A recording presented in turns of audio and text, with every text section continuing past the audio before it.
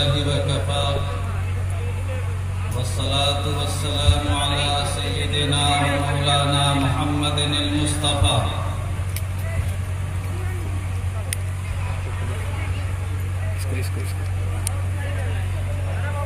أما بعد أعوذ بالله من الشيطان الرجيم بسم الله الرحمن الرحيم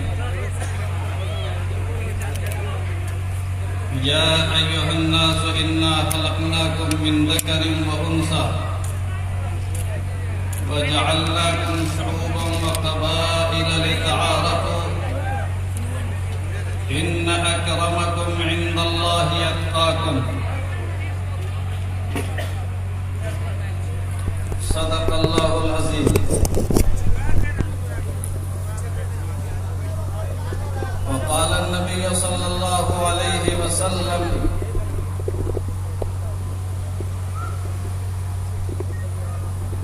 طلب العلم فريضة على كل مسلم ومسلمة أو كما قال عليه الصلاة والسلام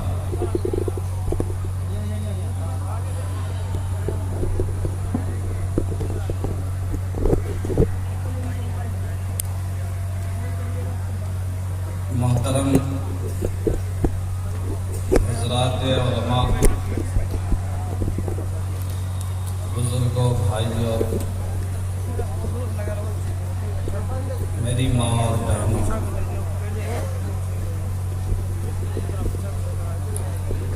آج کا یہ مبارک جلسہ اس کا موضوع تعلیمی بیداری اور اصلاح معاشرہ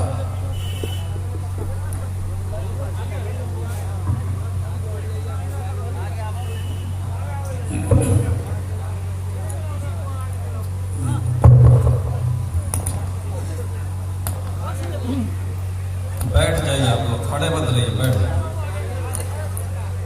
تعلیمی بیداری اور اصلاح معاشرہ یعنی سماج میں جو خرابیاں ہیں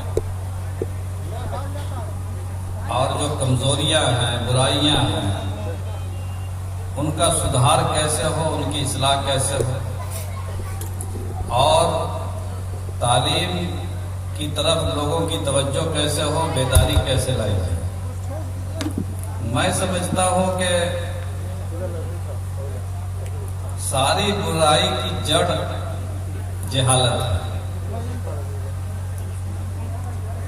ساری برائی اگر انسان کے اندر سے جہالت ختم ہو جائے اور انسان پڑھا لکھا ہو جائے تو آہستہ آہستہ ایک ایک برائی ختم ہوتی چلی جائے یہ دونوں جو موضوع ہیں یہ بالکل آپس میں ملتے جلتے ہیں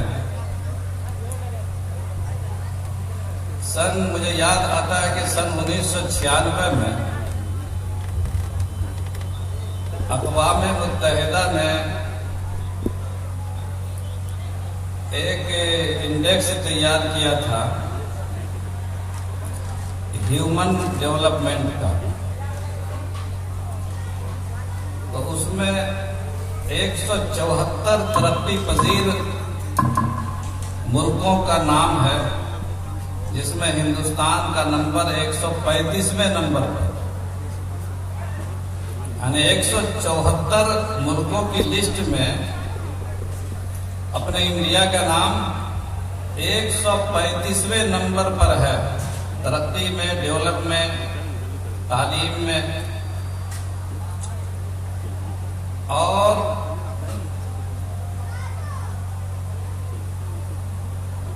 یہاں کے 40% آبادی کو کہا گیا کہ غیر تعلیم یافتہ پڑھی لکھی نہیں اس 40% آبادی میں سب ہیں ہندو بھی ہیں مسلمان بھی ہر طبقے کے لوگ ہیں اور سچر کمیٹی نے جو بعد میں رپورٹ تیار کی اس میں زیادہ تر مسلمان ہیں جن کے بارے میں بتایا گیا کہ وہ بہت زیادہ جاہل ہیں کم پڑھے لکھے ہیں یا ان پڑھ اس طرح کہا جا سکتا ہے کہ ساری دنیا میں جو اگر ان پڑھوں کی لسٹ بنائی جائے گی تو ہمارا انڈیا اس میں 50% قریب ہے، اور اس میں مسلمانوں کا بہت بڑا حصہ ہے، زیادہ تر مسلمان اس میں آتے ہیں۔ اس لیے جتنی بھی کمزوریاں ہیں اور ہمارا ملک جو ترقی نہیں کر پا رہا ہے، اور فتنہ فساد ہے، لوٹ مار ہے، ایک دوسرے کے خلاف دنگا بازی ہے، غنڈہ گردی ہے، کسی کا کوئی احترام نہیں، کوئی حق نہیں، کسی مذہب کا، کسی دھرم کا کوئی احترام نہیں، کسی کے جذبات کا خیال نہیں، کسی کے احساس کا خیال نہیں، کسی کے عقیدے کا احترام نہیں، یہ جتنی بھی چیزیں ہیں وہ سب جہالت کی بنیاد ہے۔ پڑھا لکھا آدمی اس میں قدم آگے کبھی بڑھا ہی نہیں سکتا۔ اور ہمارے نبی حضرت محمد مصطفیٰ صلی اللہ علیہ وسلم، جن کو ہم لوگ مانتے ہیں، جو ہمارے آقا اور مولا ہیں، ہماری جان اور مال آپ پر قربان، فدا ہو ابی و امی و روحی، ہمارا سب کچھ آپ کے اوپر قربان۔ سرکار دو عالم صلی اللہ علیہ وسلم نے اپنے مشن کا آغاز اور اپنے کام کا آغاز علم ہی سے کیا، ان کا اسٹارٹ ہی علم سے ہے۔ چنانچہ آپ پر جو پہلی وحی نازل ہوئی اور غار حرا میں جو فرشتہ حضرت جبرائیل امین پہلا پیغام لے کر آئے آپ کے پاس، وہ آپ کو معلوم ہے کہ قرآن کریم کی آیت ہے اقرأ بسم ربک الذی خلق۔ اے نبی پڑھیے، اقرأ بسم ربک الذی خلق، پڑھیے، پڑھنے ہی سے شروعات، اقرأ بسم ربک الذی خلق، خلق الانسان من علق، اقرأ وربک الاکرم۔ دوبارہ پھر آپ پڑھیے، علم بالقلم، اس پروردگار کے نام سے پڑھیے جس پروردگار نے قلم کے ذریعے سے لوگوں کو علم سکھایا۔ یعنی پہلی وحی آسمان سے جو جبرائیل امین لے کر آئے تو اس میں پڑھنے کی سے شروعات۔ اسی لیے ہماری کتاب کا نام کیا ہے؟ قرآن۔ مسلمانوں کی جو کتاب ہے اور اللہ کی جو آخری کتاب ہے، جو اللہ کے نبی صلی اللہ علیہ وسلم پر نازل ہوئی، ذالک الکتاب لا ریب فیہ، یہ وہ کتاب ہے جس میں کوئی شک نہیں ہے، ھدی للمتقین، ڈرنے والوں کے لیے اس میں ہدایت ہے۔ اس کتاب کا نام کیا ہے؟ قرآن۔ قرآن کے معنی ہی آتا جو بار بار پڑھی جائے۔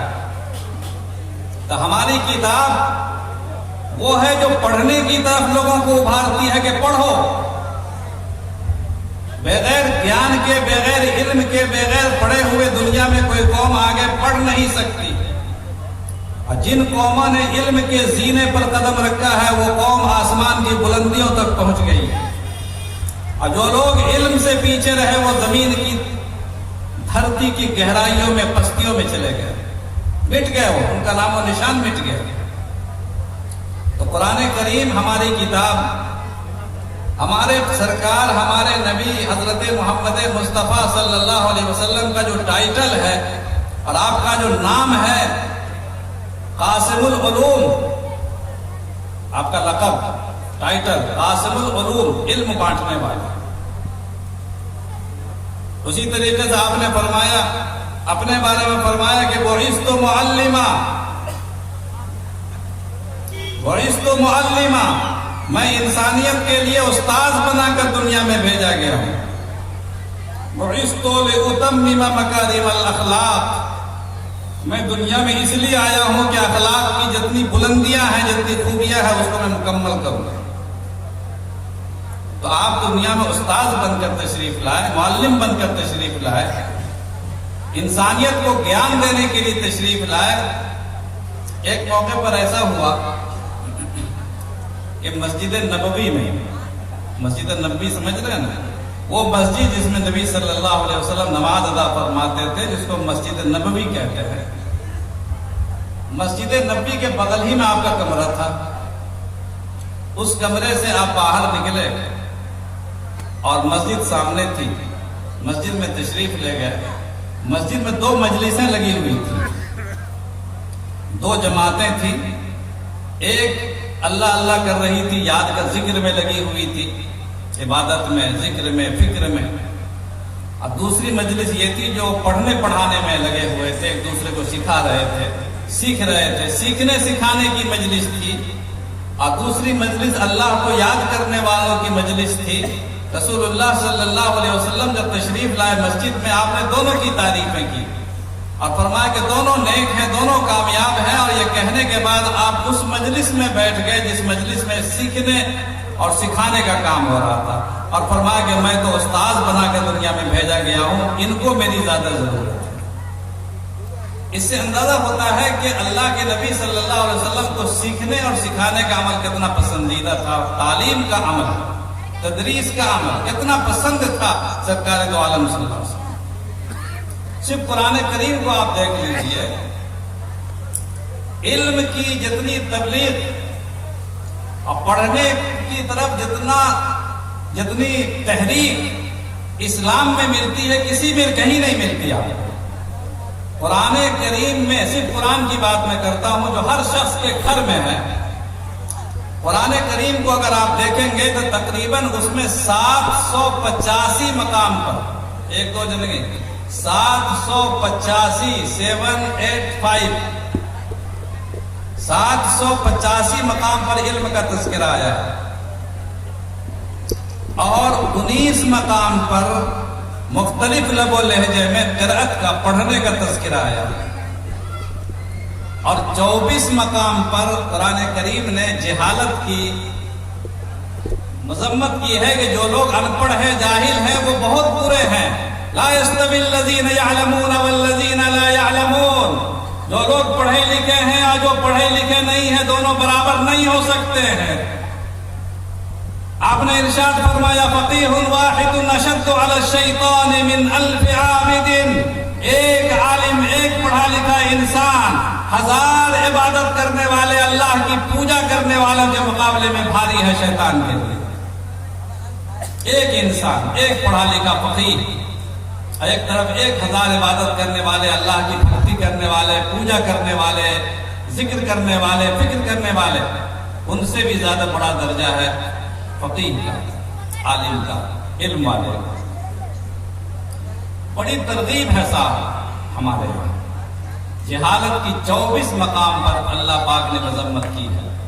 قرآن کریم میں آپ صرف گنے گئیں گے تو لفظ قلم، جو آج قلم ہے، موبائل ہے، کمپیوٹر ہے، یہ سب قلم ہی ہے جو انگلیوں سے استعمال ہوتا ہے، اس کو قلم کہتے ہیں۔ قلم صرف اسی کا نام نہیں ہے جو روشنائی سے ہم لوگ پہلے زمانے میں لکھا کرتے تھے یا لیڈ سے لکھتے تھے۔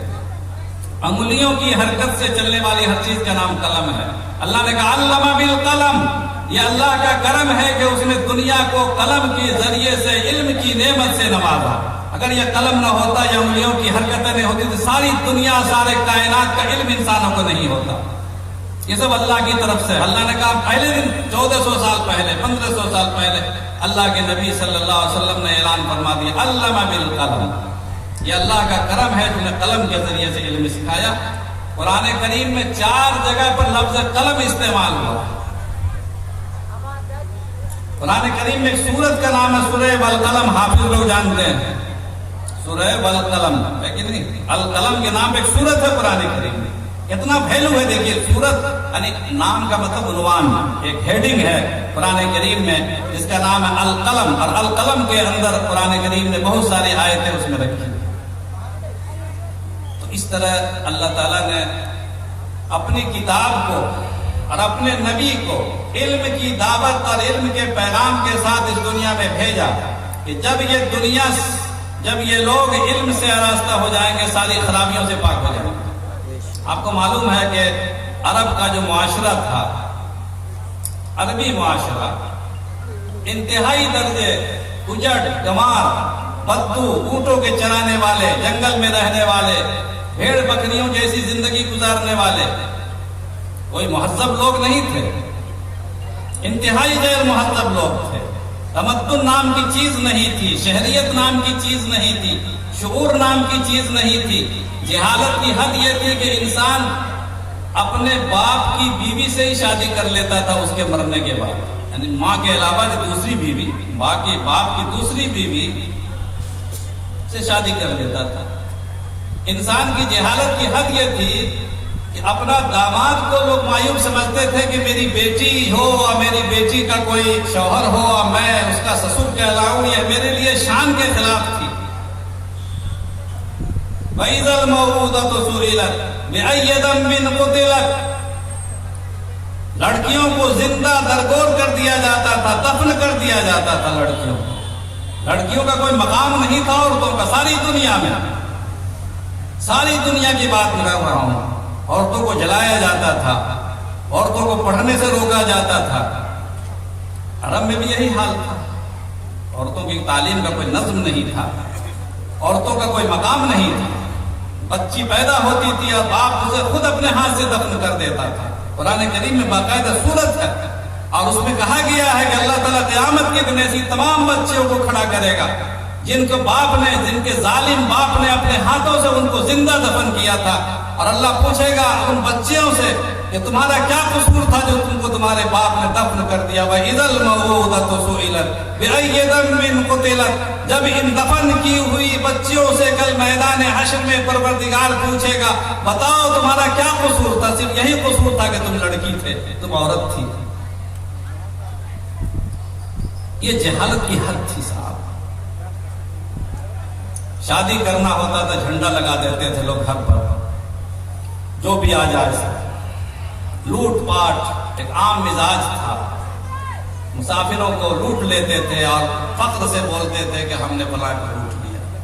ایک قبیلہ، ایک خاندان دوسرے خاندان سے لڑائی کرتا تھا، جھگڑا کرتا تھا، اور کئی 100 سال تک جھگڑا چلتا رہتا تھا۔ اسی جھگڑے کی وجہ سے آپ کو یاد ہوگا، سنا ہوگا آپ نے، کہ ہمارے سرکار حضرت محمد مصطفیٰ صلی اللہ علیہ وسلم نے جب دنیا میں اپنی نبوت کا اعلان کیا اور مکہ میں آپ نے تحریک شروع کی، اسلام کی دعوت دی اور فرمایا کہ ساری دنیا کا پرماتما، ساری دنیا کا خدا ایک ہے، لا الہ الا اللہ، اللہ کے سوا کوئی خدا نہیں ہے، محمد الرسول اللہ، محمد اللہ کے رسول ہیں۔ اور آپ نے فرمایا کہ اللہ کی عبادت کرو، جھوٹ نہ بولو، سچ بولو، اور زناکاری نہ کرو، کسی کی عزت نہ لوٹو، کسی کا حق نہ مارو۔ تو ساری دنیا آپ کے خلاف ہو گئی۔ تو خلاف جو ہو گئی تو بہت لمبا قصہ ہے۔ آپ نے سنا ہوگا کہ حضور صلی اللہ علیہ وسلم نے پھر ہجرت فرمائی۔ ہجرت کا قصہ جانتے ہیں؟ ہجرت کا معنی ہے مکہ معظمہ کو چھوڑ کر آپ مدینہ تشریف لے گئے۔ آپ کو اپنا وطن چھوڑنا پڑا، مکہ کو چھوڑنا پڑا، اور آپ مکہ سے باہر کھڑے ہو کر کے پتھر پر، مکہ سے اتنا پیار تھا آپ کو مکہ معظمہ سے، سرکار دو عالم صلی اللہ علیہ وسلم کو، کہ آپ مکہ کی طرف دیکھ رہے تھے جس پر آپ نکل رہے تھے، اور فرماتے تھے کہ مکہ تیری ایک ایک گلی سے مجھے پیار ہے، ایک ایک ذرے سے مجھے محبت ہے، مجھے وطن سے محبت ہے، ان پتھروں سے، ان پہاڑوں سے مجھے پیار ہے۔ اگر مکے والوں نے مجھے نہ نکالا ہوتا تو میں تجھے چھوڑ کر کہیں نہ جاتا۔ تو اس دن، جس دن کے آپ کو نکالنے کی اسکیم بنائی گئی اور آپ کے قتل کی اسکیم بنائی گئی، آپ کو مارنے کی اسکیم بنائی گئی، اس میں ان لوگوں میں آپس میں جو مخالف تھے ان میں آپس میں بڑا اختلاف تھا، ان میں خاندانی جھگڑے تھے آپس میں۔ تو وہ طے یہ کیا گیا کہ ہم لوگ ایسا کریں کہ ہر آدمی مل کر کے ان پر وار کرے، تاکہ کوئی کسی سے بعد میں قریش کسی سے جھگڑ بدلہ نہ لے سکے، کسی ایک آدمی سے مقابلہ کرنے کی نوبت نہ آئے۔ وہ اسی خاندانی جھگڑے کی بنیاد پر اتنے جھگڑے، اوس اور خزرج دو قبیلے تھے مدینہ منورہ میں، کئی 100 سال سے ان کے جھگڑے چل رہے تھے آپس میں، کتنی جنگیں ہو چکی تھی۔ لیکن اللہ کے نبی صلی اللہ علیہ وسلم نے پہلی دعوت دی کہ انسانوں پڑھو، اقرأ بسم ربک الذی خلق، اپنے رب کے نام سے پڑھو جس نے تمہیں پیدا کیا ہے۔ پڑھنے کی دعوت آپ نے دی۔ جس زمانے میں آپ تشریف لائے تھے اس زمانے میں مکہ معظمہ میں لکھنے والوں کی تعداد کتنی تھی؟ 13، اور مدینہ منورہ میں لکھنے والوں کی تعداد 11 یعنی 11 آدمی کو لکھنا آتا تھا پورے شہر میں. پورے مکہ معظمہ جیسے شہر میں 13 آدمی کو آتا تھا، مدینہ منورہ میں 11 آدمی کو لکھنا آتا تھا. لیکن رسول اللہ صلی اللہ علیہ وسلم کی تحریک کی بدولت، آپ کے دعوت کی بدولت اللہ نے وہ ماحول بنایا کہ وحی لکھنے والوں کی تعداد 43 ہو گئی. خود آپ کی زندگی میں وحی لکھنے والے، وحی مانے یعنی رسول اللہ صلی اللہ علیہ وسلم پر جو وحی نازل ہوتی تھی، قرآن پاک اترتا تھا، تو رسول اللہ صلی اللہ علیہ وسلم پر جو ہی قرآن کریم نازل ہوتا تھا، اترتا تھا، آپ کسی کو بلاتے تھے اور اس کو آیت کریمہ پڑھتے تھے اور وہ اس کو کاغذ پر نوٹ کر لیتے تھے. اس کو کہتے تھے کاتب وحی، وحی لکھنے والے. ان کو وہ ایسے 43 آدمی تھے جن کو یہ پوسٹ دیا گیا تھا. ان کا کام تھا کہ رسول اللہ صلی اللہ علیہ وسلم پر جب وحی اترے گی، جب کوئی آیت اترے گی، 1 سال میں پورا قرآن ایک بار میں نہیں اترا، 23 سال کی طویل مدت میں قرآن کریم تھوڑا تھوڑا کر کے اللہ نے آسمان سے زمین پر اتارا ہے. ہر وقت ضرورت پڑتی تھی وحی کو لکھنے والوں کی، جس کو منشی کہیے. رسول اللہ صلی اللہ علیہ وسلم کی وحی کو، آیتوں کو لکھنے والے لوگ جو کاتبین وحی کہلاتے تھے، جس جگہ کوئی لکھنے والا نہیں تھا، وحی لکھنے والوں کی تعداد تھی 43. یہ تھی دعوت ہمارے سرکار دو عالم صلی اللہ علیہ وسلم کی. جس معاشرے کو کچھ نہیں آتا تھا، آپ کی دعوت کی بدولت 43 آدمیوں کو وحی لکھنے کی جیسے پوسٹ پر اللہ کے نبی نے بحال کیا. جنگ بدر میں جو بہت سارے پکڑے گئے قیدی مکہ معظمہ کے، تو ان قیدیوں میں سے کئی قیدیوں کو کہا گیا کہ ہمارے بچوں کو 10 بچوں کو لکھنا سکھا دو، ہم تمہیں چھوڑ دیں گے. چنانچہ جو جن کو لکھنا پڑھنا آتا تھا، انہوں نے 10 بچوں کو لکھنا سکھایا اور ان کو فری میں چھوڑ دیا. یہ دعوت تھی ہمارے سرکار دو عالم صلی اللہ علیہ وسلم کی، اور اسی دعوت کی بدولت ساری دنیا میں علم کا پیغام عام ہوا. قرآن واحد کتاب ہے جو ساری دنیا میں ایک ایک نقطہ اس کا محفوظ ہے، زبر زیر محفوظ ہے، اس میں کوئی تبدیلی نہیں ہوئی ہے. اس کا لہجہ بھی محفوظ ہے. پڑھا کیسے جائے گا، سنا کیسے جائے گا، سننے کا طریقہ کیا ہے، پڑھنے کا طریقہ کیا ہے، کہاں پر اللہ کی سجدے کی آیت آئے گی تو سجدہ کرنا ہے، قرآن کریم نماز میں کیا پڑھنا ہے، رکوع میں کیا پڑھنا ہے، سجدے میں کیا پڑھنا ہے، ایک ایک چیز اللہ کے نبی صلی اللہ علیہ وسلم نے بتا دیا. یہ پیغام ہے. تو تعلیم جب انسان میں آئے گی تو انشاءاللہ ساری بیماری تو بہت پیدا ہوئی ہے. اونچ نیچ جو ہے، یہ اونچ نیچ یہ ساری کی ساری جہالت کی بنیاد ہے. کوئی اونچ نیچ، انسانی مساوات. اسلام میں انسانی مساوات. ایک ہی صف میں کھڑے ہو گئے محمود ایاز، ایک ہی صف میں کھڑے ہو گئے محمود ایاز، نہ کوئی بندہ رہا اور نہ کوئی بندہ نواز. نبی صلی اللہ علیہ وسلم کی مجلس میں کوئی آتا تھا، آپ اپنے دوستوں کے ساتھ، اپنے ساتھیوں کے ساتھ بیٹھے رہتے تھے، تو یہ تمیز کرنا مشکل ہوتا تھا کہ اس میں رسول کون ہے اور امتی کون ہے. آنے والا پوچھتا تھا کہ من منکم محمد، آپ میں محمد کون ہے؟ من منکم محمد، آپ میں محمد کون ہے؟ حضور فرماتے تھے کہ انا محمد، میں محمد ہوں. یہ دیکھیے، یہ شعور جب انسان میں علم کی بلندی آتی ہے، جب شعور بلند ہوتا ہے تو انسانی مساوات، کوئی فرق نہیں، انسانیت کی بنیاد. اللہ تعالیٰ نے کلکم بنو آدم وآدم من تراب، اللہ کے نبی نے فرمایا سب کے سب آدم کی اولاد ہے اور آدم مٹی سے پیدا ہے. قرآن کریم نے کہا یا ایھا الناس انا خلقناکم من ذکر و انثی، اے انسانوں ہم نے تم کو ایک مرد آدم اور ایک بیوی حوا سے پیدا کیا ہے، 2 ہی ماں باپ تمہارے ہیں. وجعلناکم شعوبا وقبائل، ہم نے تمہارے خاندان جو بنائے ہیں، قبیلے جو بنائے صرف پہچان کے لیے. کوئی قبیلہ اونچا نیچا نہیں ہے کہ یہ سید ہے، سید کو تو چھاڑ دیجئے چونکہ وہ آل رسول ہیں، حضور کی اولاد ہیں، تو اس لیے ان کو فضیلت ملنی چاہیے سرکار کی وجہ سے. سید تو وہ ہیں جو حضور صلی اللہ علیہ وسلم کی اولاد میں ہے، خاندان کے لوگ ہیں. تو چونکہ ہمارا ایمان ہے حضور صلی اللہ علیہ وسلم سے محبت رکھنا، حضور کی اولاد سے محبت رکھنا، حضور کے خاندان سے محبت رکھنا، حضرت فاطمہ سے محبت، حضرت فاطمہ کی اولاد سے، حضرت علی کی اولاد سے. لو کان حب آل محمد لفظا، لو کان حب آل محمد لفظا فلیشهد الثقلان انی رافض.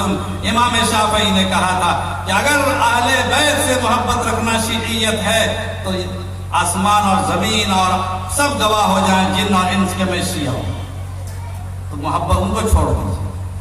لیکن جتنے بھی خاندان ہیں، شیخ ہوں، جو بھی ہیں، پٹھان ہوں، جتنے بھی خاندان ہو، چاہے جو بھی نام جس علاقے میں رکھا جاتا ہو، یہ سارے کے سارے انسانوں کے بنائے ہوئے ہیں.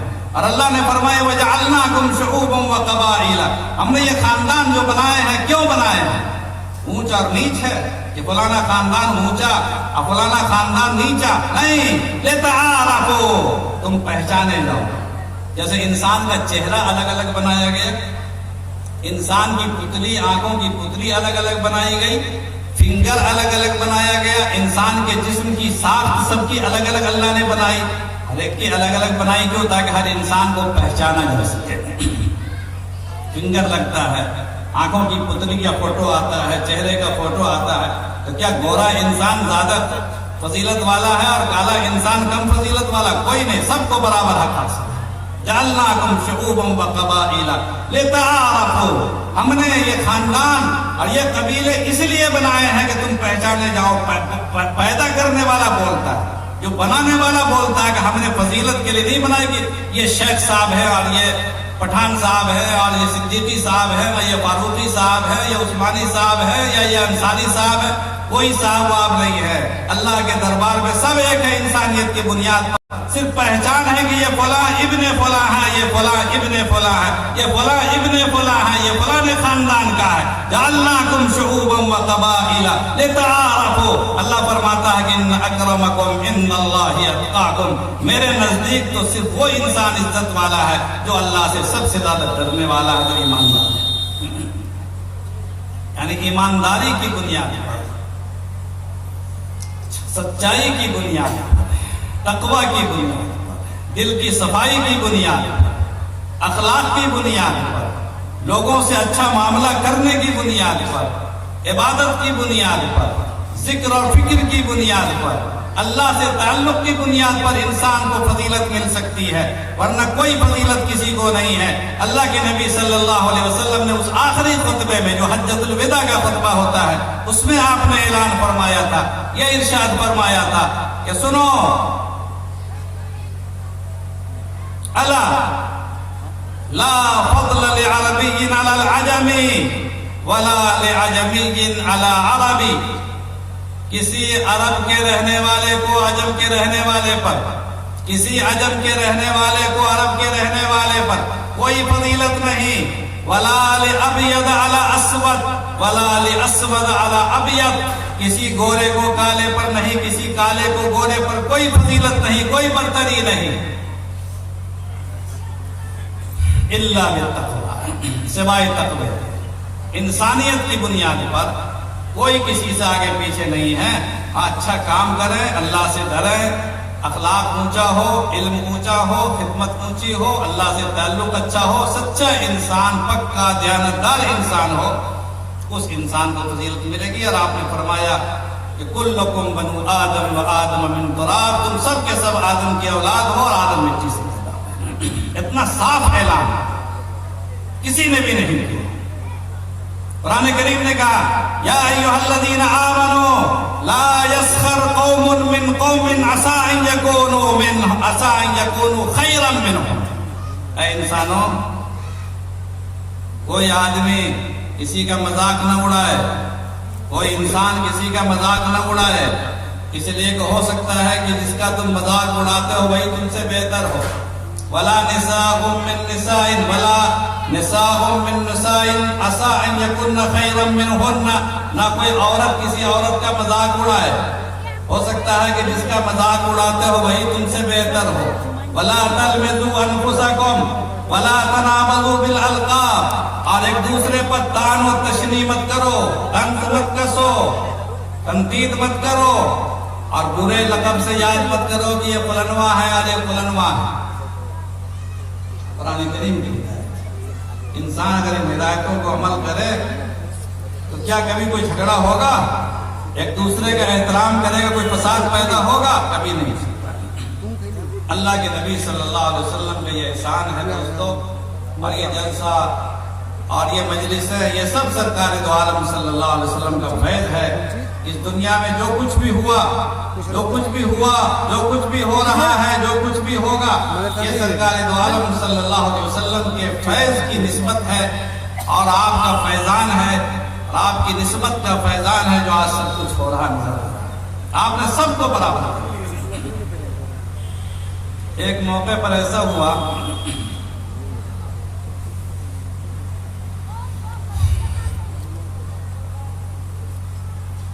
ایک عورت فاطمہ نام کی عورت تھی جس نے چوری کی تھی۔ اس پر کیس چلا کہ اس نے چوری کی ہے۔ کیس ثابت ہو گیا، گواہوں نے ثابت کیا، اس عورت نے اقرار بھی کر دیا۔ اقرار کرنے کے بعد جب جرم ثابت ہو گیا، اسلامی قانون ہے کہ جو آدمی جس کی چوری ثابت ہو جائے اور جس چیز کا جو چرایا گیا ہے وہ بہت قیمتی چیز ہے تو اس پر سزا نافذ کی جائے گی۔ حضور صلی اللہ علیہ وسلم نے سزا کا اعلان فرما دیا، لیکن وہ عورت جو تھی فاطمہ بڑے گھرانے کی تھی، شریف گھرانے کی عورت تھی۔ ظاہر بات کسی شریف گھرانے کے آدمی کا جرم ثابت ہو جائے اور اس پر جب سزا کا اعلان ہو تو پورے خاندان کے لیے بے عزتی کا مسئلہ ہے، توہین کا مسئلہ ہے۔ پورے خاندان کے لوگ پریشان ہو گئے، لوگوں نے سفارشیں لگوائیں، اپیل کرائی، کوئی اپیل کی سنوائی نہیں۔ یہ ایسی عدالت نہیں ہے جہاں پر حق کے خلاف اور انصاف کے خلاف کوئی اپیل کی سنوائی ہو سکتی ہو۔ نبی کی جو عدالت ہے، نبی کی عدالت اور رسول کی عدالت میں غیر حق کی کوئی گنجائش نہیں ہے۔ لوگوں کو پتا چلا کہ ایک صحابی ہیں جو حضور صلی اللہ علیہ وسلم کے بہت چہیتے ہیں اور آپ کے منہ بولا بیٹا کے بیٹا ہیں، منہ بولا بیٹا حضرت زید کے بیٹا حضرت اسامہ۔ آپ کو معلوم ہے کہ حضور صلی اللہ علیہ وسلم کو 4 لڑکے ہوئے اور چاروں لڑکے اللہ کے یہاں چلے گئے، کوئی زندہ نہیں رہا۔ آپ کو اولاد نہیں تھی، چاروں بیٹیاں ہی زندہ رہی۔ چاروں بیٹے پیدا ہوئے اور بچپن میں ہی سب کے سب انتقال کر گئے۔ تو رسول اللہ صلی اللہ علیہ وسلم نے حضرت زید کو اپنا منہ بولا بیٹا بنایا تھا، متبنہ۔ حضرت زید کے جو بیٹا تھے حضرت اسامہ، وہ ان کے پوتا ہوئے حضور کے اس اعتبار سے۔ بہت چہیتے، بہت پیارے، بہت دلارے، پوتا اور پوتی ناتی نواسا تو دلارا ہوتا ہی۔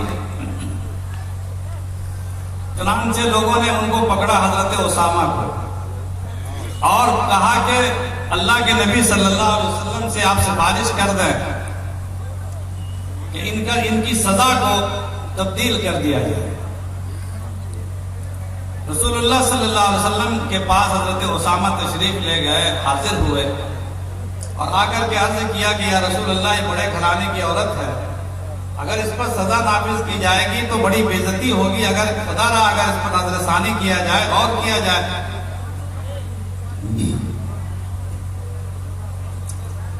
رسول اللہ صلی اللہ علیہ وسلم کو یہ سفارش سن کر کے بڑی تکلیف ہوئی اور آپ نے سب کچھ دلار اور پیار اور چہیتے پن کے باوجود آپ نے اسامہ کو تنبیہ کی اور کہا کہ اسامہ، کیا تم اللہ کے حدود میں تم سفارش کرتے ہو، اللہ کے حکم میں تم سفارش کرتے ہو، اللہ کے قانون میں تم سفارش کرتے ہو؟ انہوں نے بتایا کہ ایسا ایسا ہوا، لوگ میرے پاس آئے تھے۔ آپ نے کہا حضرت بلال سے فرمایا کہ بلال جاؤ سب لوگوں کو جمع کرو مسجد میں۔ سارے لوگ مسجد میں جمع ہوئے اور آپ نے کھڑے ہو کر کے آپ نے ایک واعظ فرمایا اور آپ نے فرمایا کہ دیکھو پچھلی قومیں اس لیے ہلاک ہو گئیں، برباد ہو گئیں کہ ان میں جب کوئی شریف آدمی جرم کرتا تھا تو اس کو چھوڑ دیا جاتا تھا، اور جب کوئی کمزور آدمی جرم کرتا تھا تو اس کو سزا دی جاتی تھی۔ یہ آپ نے مثال دی کہ پچھلی قومیں اسی لیے برباد ہو گئی کہ ان میں شریف آدمی، بڑا آدمی جب جرم کرتا تھا اسے چھوڑ دیا جاتا تھا، اب چھوٹا آدمی جب کرتا تھا اس کو سزا دی جاتی تھی۔ آپ نے فرمایا کہ فاطمہ کا جرم ثابت ہو چکا ہے، اور اللہ کے حدود میں کسی نبی کو اختیار نہیں ہے کہ وہ اللہ کے قانون کو تبدیل کر سکے۔ قرآن کریم ایک ایسی کتاب ہے، اللہ کا قانون ایسی کتاب ہے جو آسمان سے نازل ہوا ہے، اس قانون کو بدلنے کا اختیار نبی کو بھی نہیں ہے۔ ہم آج سمجھتے ہیں کہ حجاب کو بدل دیں اور اذان کو، قانون کو بدل دیں، اور یہ مسئلہ کو بدل دیں اور طلاق کے مسئلے کو بدل دیں۔ صاحب یہ ہمارا جو مذہب ہے وہ آسمانی مذہب ہے، یہ ہم لوگوں نے بنایا نہیں ہے، نہ ہمارے اختیار میں۔ ہمارا نبی کہتا ہے کہ ہم کو اختیار نہیں ہے کہ اپنے قانون کو تبدیل کر سکیں۔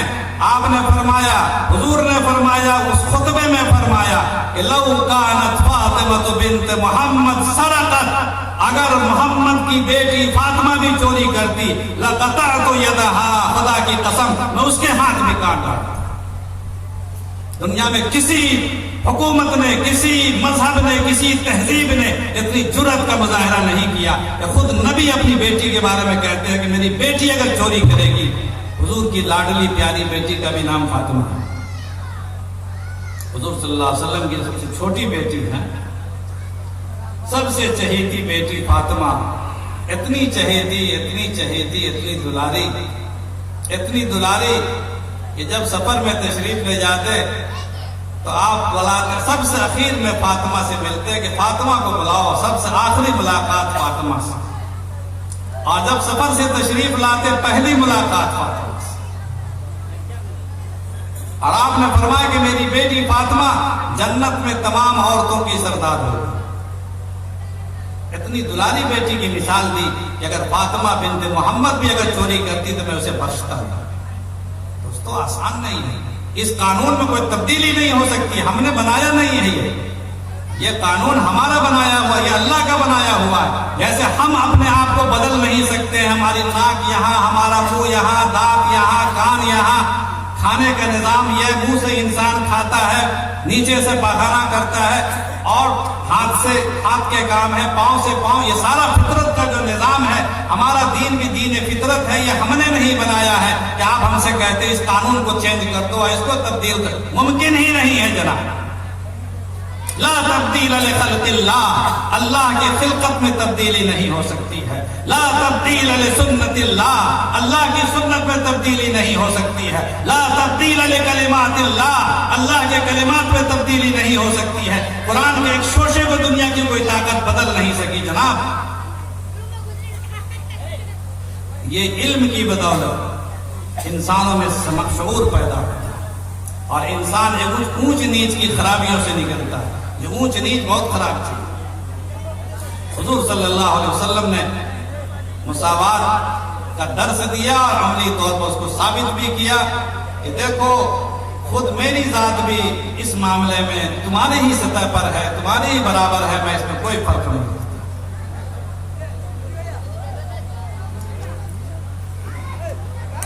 حضرت عمر ابن خطاب رضی اللہ تعالیٰ عنہ کا نام آپ نے سنا ہوگا۔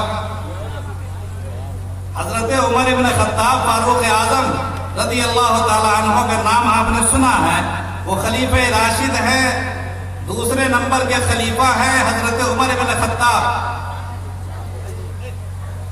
اس زمانے میں غسان کا ایک بادشاہ، شاہی گھرانے کا ایک آدمی جبلہ بن ایہم مسلمان ہوا۔ شاہی گھرانہ غسان قبیلے کا بادشاہ جبلہ بن ایہم مسلمان ہوا۔ مسلمان ہونے کے بعد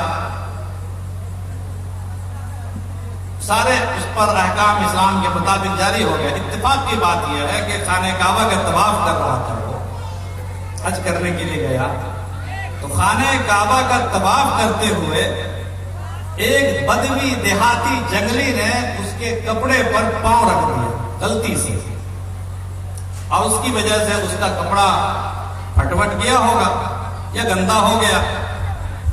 جانتے ہیں آپ شاہی گھرانے کے جو لوگ ہوتے ہیں، بادشاہوں کے گھرانے کے جو شہزادے ہیں، ان کا دماغ آسمان پہ ہوتا ہے.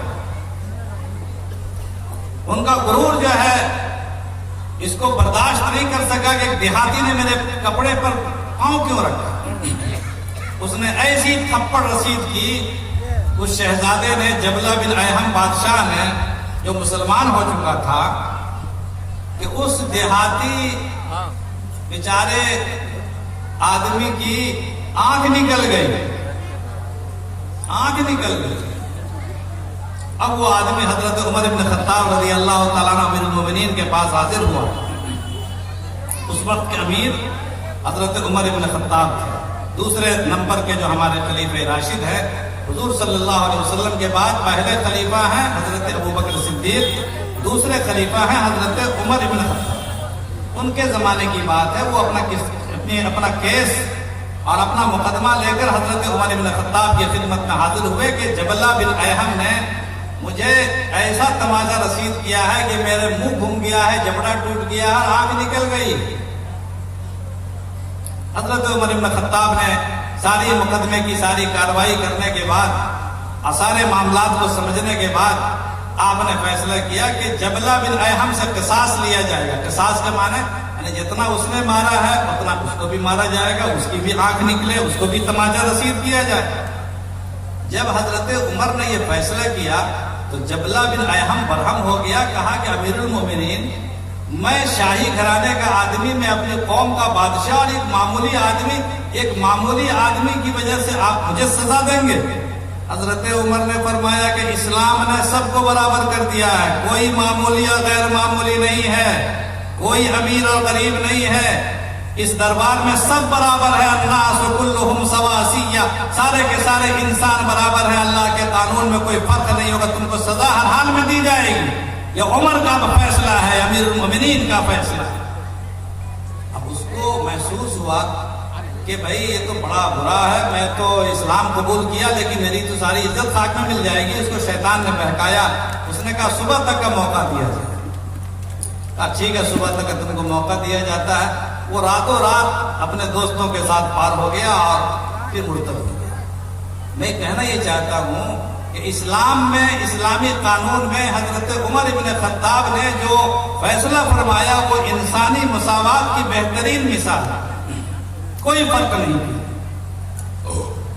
خود حضرت عمر بن خطاب رضی اللہ تعالیٰ عنہ کا جو بیٹا تھا جس کا نام عبد الرحمن بن عمر ہے، ان کا مقدمہ آ گیا آپ کے دربار میں اور معلوم ہوا کہ عبد الرحمن بن عمر نے شراب پی ہے.